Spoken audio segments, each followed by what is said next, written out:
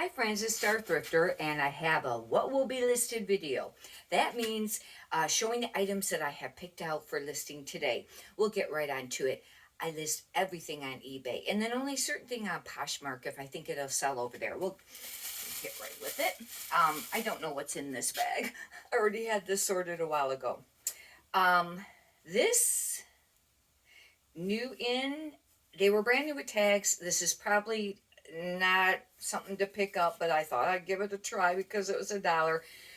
I will admit, this last week thrifting and some the week before and some this week, I have picked up more bread and butter and took some chances on some other ones just because I needed enough inventory.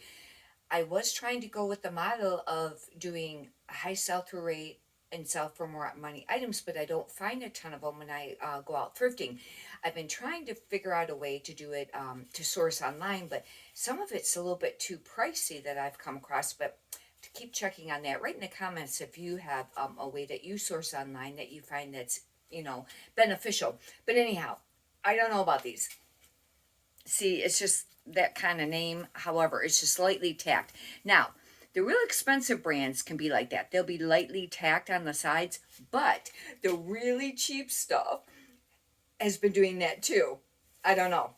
This actually is a skirt, which that's hard to sell too.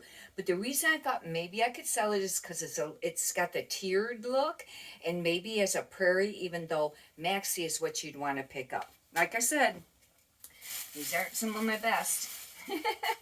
I had a few cool pieces I listed last night. One was an Alo yoga, and it was a sweatshirt. And then, I can't remember some of the other stuff was bread and butter, but that was a nice piece. I've been picking up a few skirts lately just to try, some different things. However, usually blazers and skirts can be your two slowest moving, categories for clothing. But unless, I usually with the skirts, I like to stick with the maxis. But this was a size 16 petite Talbots. And the fact that it is that size, it kind of bumps it up to almost like a plus size. And I think it's a wool. It's a wool blend. It is a cute skirt. I don't know. Pushing it. Oh. This is, I got this because actually I don't do that great with selling athletic wear. It just seems like it just really sits and doesn't sell for much money unless it's some spectacular piece. Some people do really great with it, I guess. But this is a night golf, and I find that sometimes the night golf skirts or either the skirt or the skirts, are nice to pick up. Now, I find usually that they're skirts, and I was just looking at this because I was thinking, I hope they didn't cut the skirt out of this because it has like this extra panel here on the inside, but I don't think they did. I'll have to figure that out. But got these items for $1. But the thing of it is, even though you're getting stuff for a really low amount of money, you don't want to pick up a lot of stuff that's not going to sell very quickly because having items sit in your store for too long really pulls down your store. It does, in your old items. And you want to make sure that you're ending and selling similar on the old item stuff. And especially, I like to make sure at least, anything over 3 months. However, what I've been doing is when they get ready to renew on your main page on eBay, it'll say ending today. I end them. That way they don't automatically roll over, and then I can do sell similar and make any edits and adjustments. I do like to go in and bulk edit something on it because then I think it refreshes it too. But eBay even had mentioned, it was at one of the eBay opens, I think it was this spring, that if anything's over 90 days, basically that item's pushed to the bottom for the most part. You don't see it. They suggested the end sell similar. If you're not sure how to do that and you want a little bit more information on that topic, I have a video up if you'd like to check it out in regards to ending and sell similar. This is a Talbot's, and it's a I think it's a 16W, and I think this might be a wool too because it's lined. I have to find the material tag. Hopefully it's on here because usually a material tag is kind of up top. Oh, there it is. I don't have my glasses, but I think that this is wool blend. It's a very beautiful pink, actually. But like I said, really pushing it with the skirts. And it's such a bummer because skirts are easy to list. I really enjoy doing the skirts. I do flat lace, but I also have a mannequin. Now, on the mannequin, it is a little bit more challenging, but I use hair clips on the rear of the clothing to hold it in place, especially, because of the different sizing. This is this was a great piece. Now, this I did not get half off. I paid $5.99 for this. And this is actually, it says reversible. It's Title 9. If you're not familiar with this brand, it can sell depending on the piece and what size it is. Most of the things that I have had, sold for a decent amount of money. Now, I do have a really tiny skirt or skort right now, but it's a real short one and it's a very small size. That one's been sitting, but some of the other pieces have sold. But this is brand new with tags at the thrift store, and it says it's reversible. And I don't think it had, oh, it was $79 new. It's really soft. It's actually like a knit. Now, this is an actual skirt. It's not a skirt. But I'll have to do comps to find out, what that will go for. This I picked up because it was a sweater dress. Normally, I would not pick up this brand. And I thought it was kind of cool. Even with those two, things, it still is kind of pushing it. This is New York collection. And it's, you know what though? I think it might be, I could be wrong because like I said, I don't have my glasses to see. I think it might be a 1X. Now, if it is, that's a plus, big plus. But it was a cute little sweater dress. However, it is short sleeved. It's almost like a fit flare. But like I said, I normally would not pick up that brand. But if it is a plus size, that will be great. Because plus size stuff sells easier. Especially with some of the brands that aren't that great. Now this is Lauren Ralph Lauren, and this is a 2XL. That's how come I thought it would be a great piece to pick up because that's a really nice plus size. It's just like a pullover t-shirt. Now, I will note that this is a black label Lauren Ralph Lauren. I have not noticed any price difference of, like that you could sell it for more because it was black label on the Lauren Ralph Lauren. If you find Ralph Lauren black label, yes, that is a step up. And then from there, it's purple label. I just sold a sweater that was a black label, regular Ralph Lauren. But still, this is a nice piece because it is a 2X. And Lauren Ralph Lauren stuff does sell, even in the small sizes. I would think that it would be too oversaturated, but the pieces do sell. But they not always sell real quickly. Plus sizes will sell quicker. I picked this up because it was really pretty. I know. That was taking a chance. Dennis by Dennis Basil. It's an XL. I normally would not pick that brand up. But the reason I picked this up is a couple of things. One, look at how beautiful the color is on this. It's a false leather. And right now, this year, the false leather things have been trending. And look at the pretty lining that it has. Oh, however, you won't really see that. That's the only reason I picked this up. And the fact, another fact that is nice is it's an XL. Look at, it's even got like this laser cut kind of like trimming. But isn't it beautiful? The color is just really nice. And I don't know, I'll have to do comps on that. And I've mentioned it many times. You got to watch it when you're getting stuff that's heavier because you got to make sure that the piece is going to be worth it to the person buying it to pay the shipping because it's going to cost more in shipping. Even if you do free shipping, you got to figure that with your price. This was pushing it too. Worthington, and this is an extra small, but it was 100% wool. And it's really actually cute. Normally I would not ever pick this up, but it's actually a really cute sweater. Probably keywords, mom sweater, grandma core, classic, maybe some of those things would be keywords. Hopefully I counted this bag and I have 15 because I've been trying to list 15 a day. This is a nice piece. This is a Talbot, but it's a pure merino wool. Right now, merino wool is really selling. I have mentioned on my thrift hauls a brand called Segments, and I just had one go out this morning on Posh. Now, that sold for $22. It was a size large. I find they sell anywhere between $20 and $29 used. That is segments, and it'll say pure merino wool. Those look like long sleeve t-shirts. They're not even like a sweater. But this is very pretty. This is actually a sweater. It's got a pretty print to it. It is only a medium. I have been not picking up the smaller sizes in Talbots anymore unless it's a really great piece. You know, something about it is really great. I think it's just oversaturated market. Plus sizes, yes. But, you know, something like that. 100% merino wool right now, you know, this season. This I picked up for style only. Here's another piece.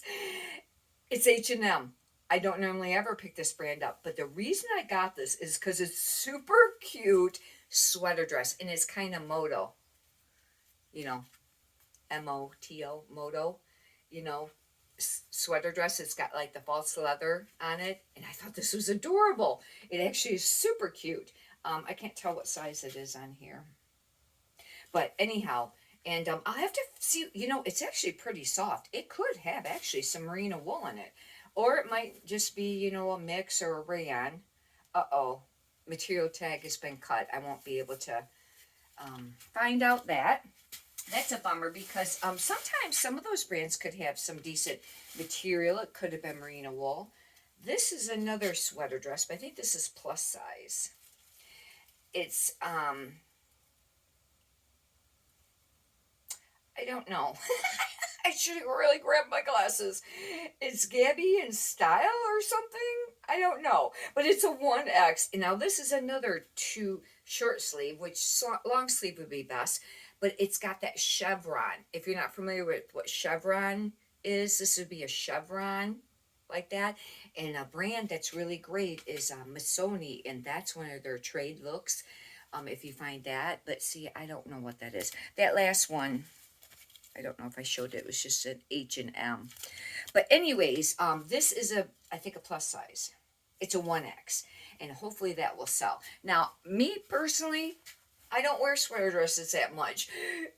They show every little thing. You turn sideways and you look like, you know, sometimes. And I happen to be small. However, I think the darker colors can hide that. And I think they're adorable, the sweater dresses. And it's what you're comfortable with. Like, I just don't always feel comfortable with that. Unless maybe it was, if I tried a dark color. I think I had some that were lighter. But anyways, but I think they're absolutely adorable. And now, I do know that, right, they say that the big belts are trending for right now for towards winter. And if you put a big belt on that sweater dress, especially if it was like a solid and you use like a colored belt, that would look super cool. But anyways, Jones, New York 3X. Now this is metallic.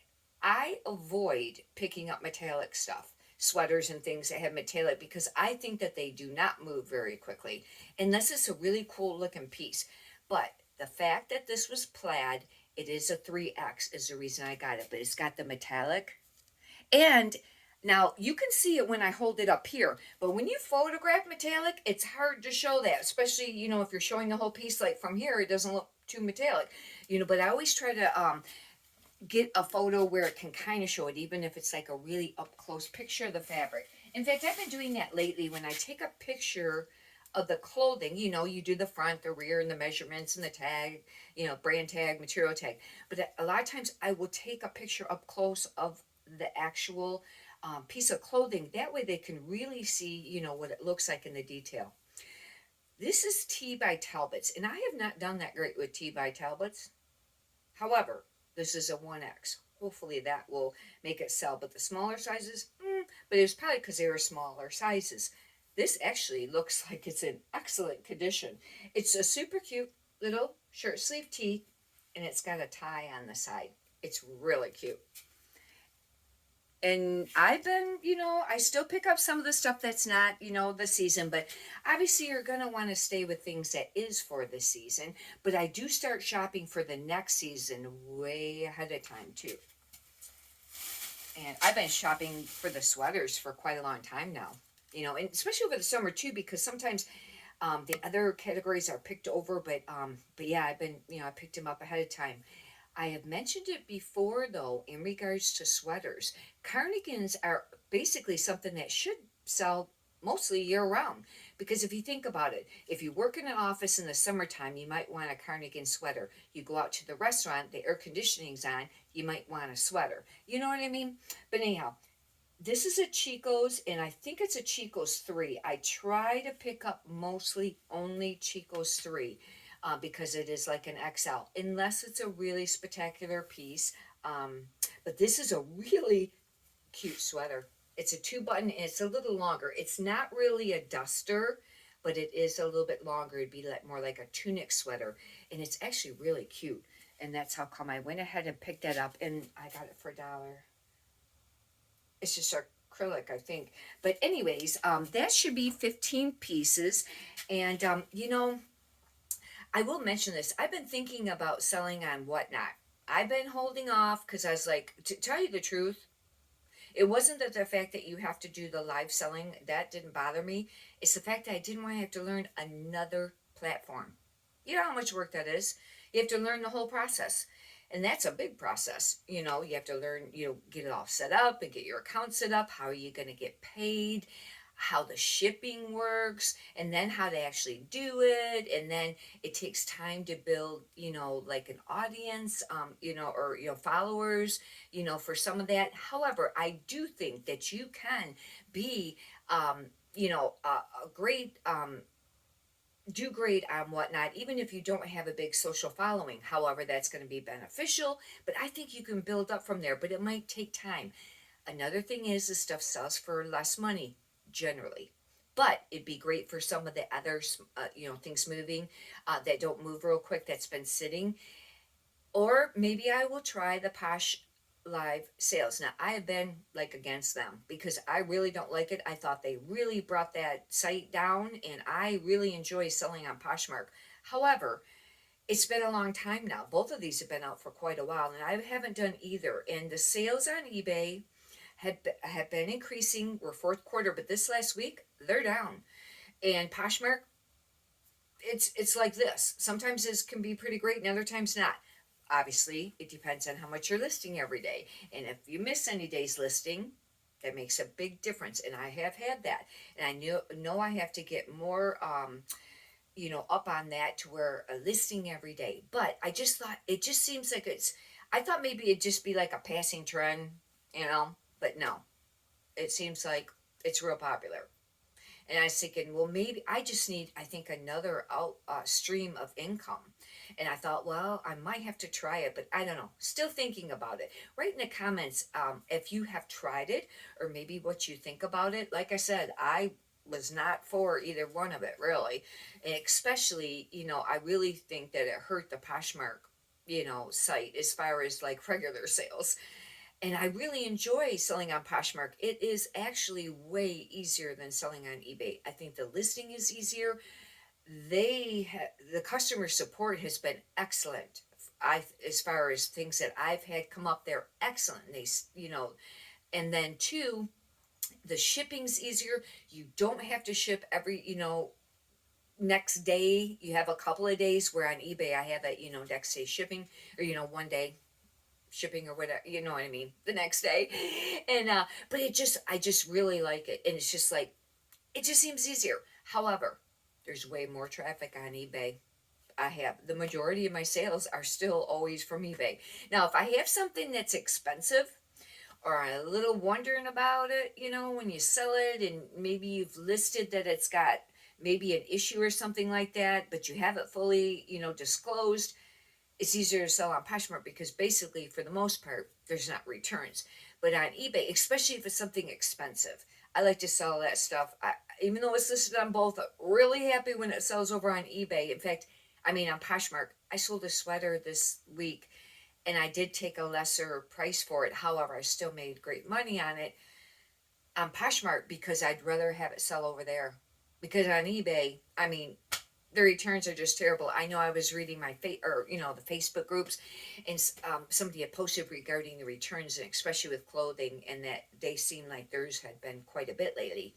Yeah, mine have been about average, but it's like, oh yeah, all the time. I just get them all returned and refunded and all that, and then you get another one. You know what I mean? It's like, and then you'll have somebody write on there, I've been selling for like 10 years and I've only had one return.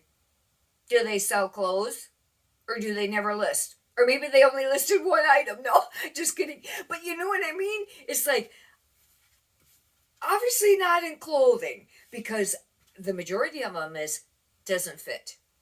And I used to write the measurements in the description.